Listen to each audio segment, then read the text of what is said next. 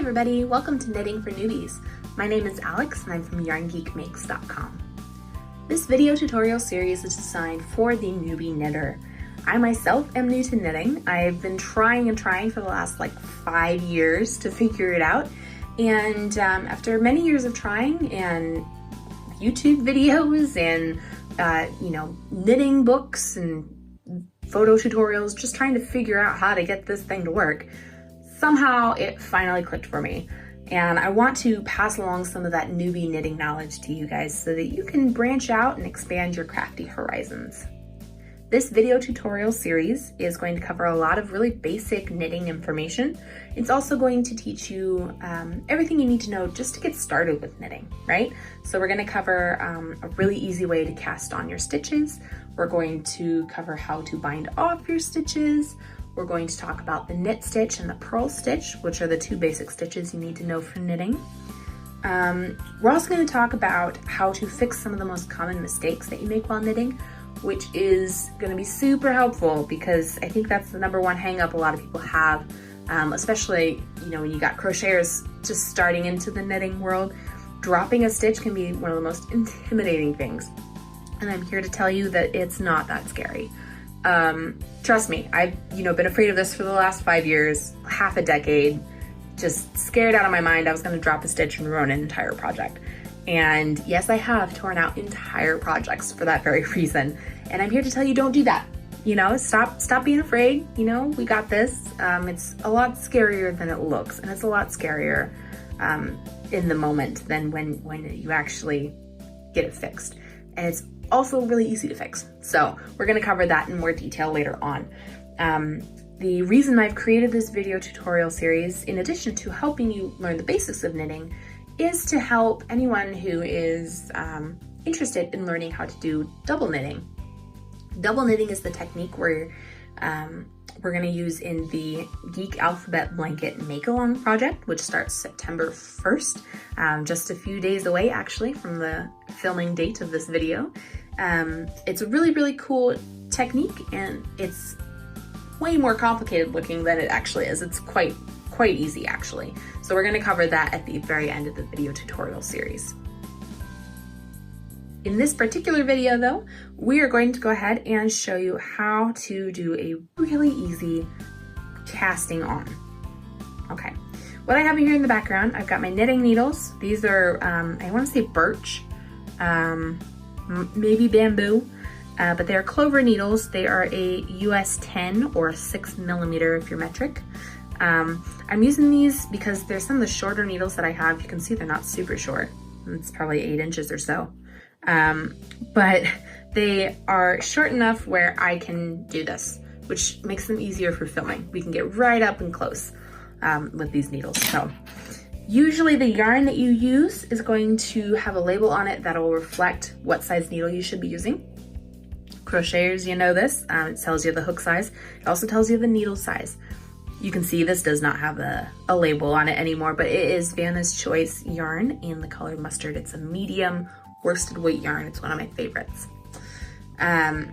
So I'm just gonna shove this off to the side here and we'll get started. Now for casting on, there are tons of different methods. Just do a quick Google search or a YouTube search and you'll find a million different videos on knitting casting on techniques. I don't know that this one has a specific name, I'm gonna be honest with you. I just call it an easy cast on. It's really simple. You don't have to worry about how long your tail is. It's fast. You use one needle, so we're gonna get rid of that one. It's really, really easy. It's great for beginners, okay? So we'll go ahead and get started. The first thing I'm gonna do is make a slip knot with my yarn. So I have the tail end, the working end, my needle over here in my right hand, and I'm just gonna make a slip knot.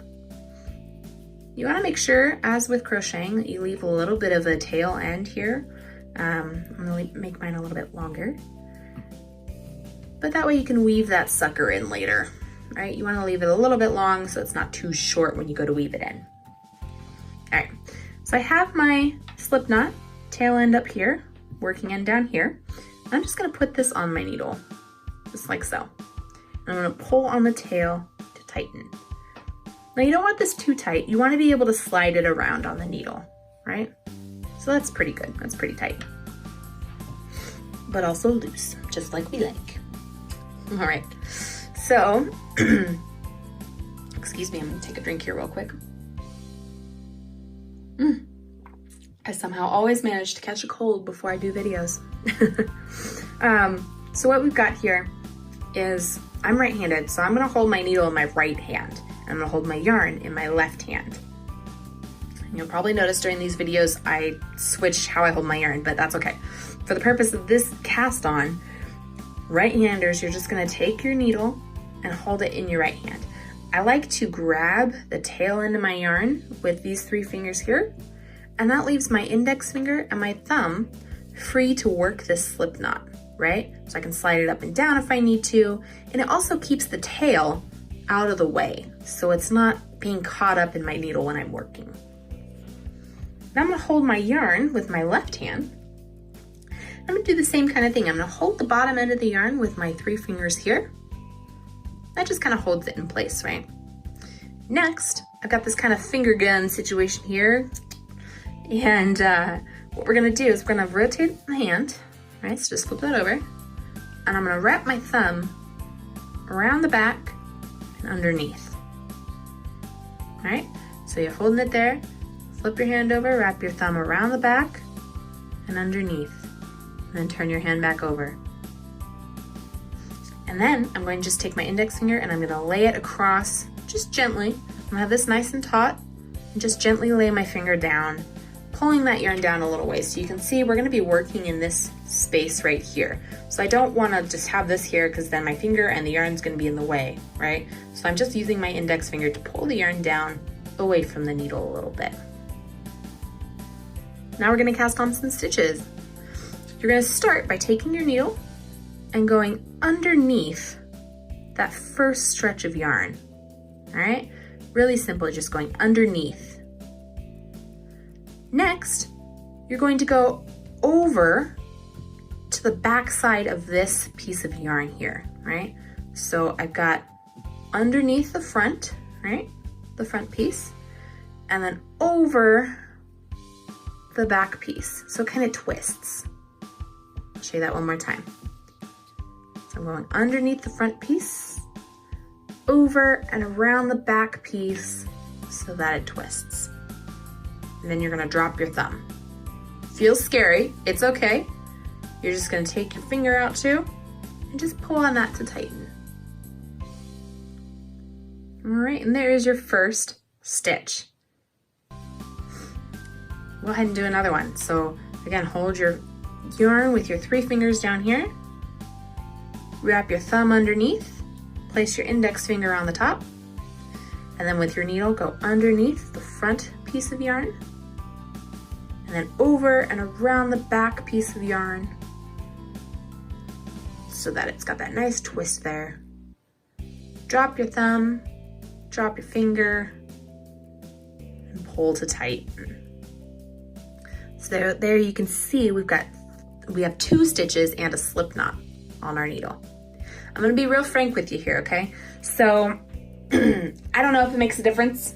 If you're not picky, like me, you'll appreciate this.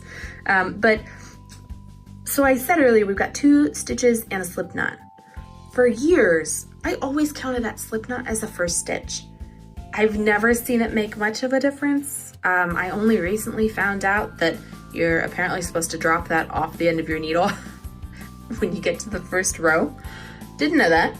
I will show you how to do that in the next video, but you know, you've got 2 ways of thinking of it. You can either count that slip knot as a first stitch, which works just fine, or you can just plan on taking that slip knot off the needle in a little bit here, and then just count these as your first 2 stitches. So you've either got 3 or 2, depending on how you look at it, all right?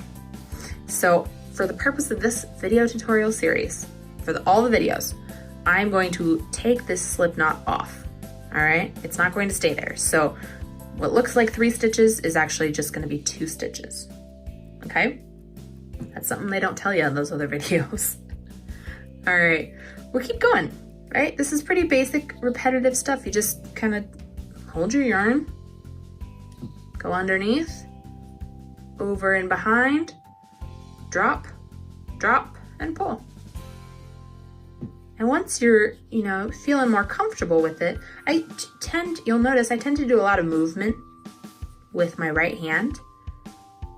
I keep my left hand pretty still and I kind of just work my needle around it. That's probably my crocheting history there for you, paying it forward. But if you want to move your hand, your left hand, your yarn holding hand instead, you can do that too. But I think personally I like to move my needle hand and keep the yarn hand steady. So now let's go ahead and count, right? It's a little hard to see with the yellow. I think in the next video I'll do a different color yarn, maybe blue. But here we've got 1, 2, 3, 4, 5, 6, 7, 8 stitches and a slip knot at the end. I'm gonna do 2 more cast on stitches, right?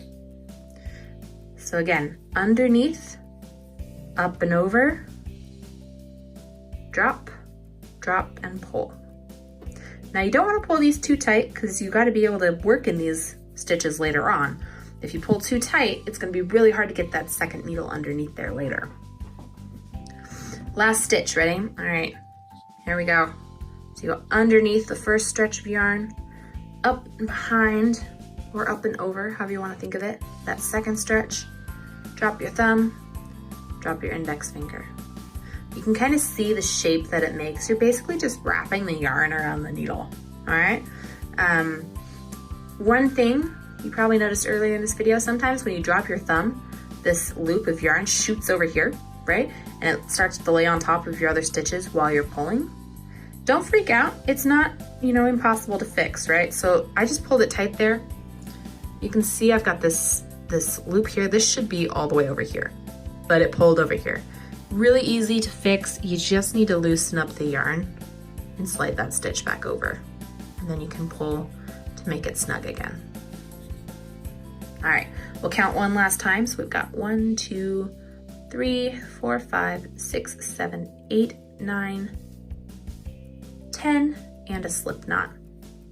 All right, so for this video, we're going to just do, for these basic knitting videos, we're gonna do just 10 stitches, okay? Now again, if you're counting that slip knot as a stitch, that's gonna be, that would make this 11, so you'd only do 9 more after you do the slip knot.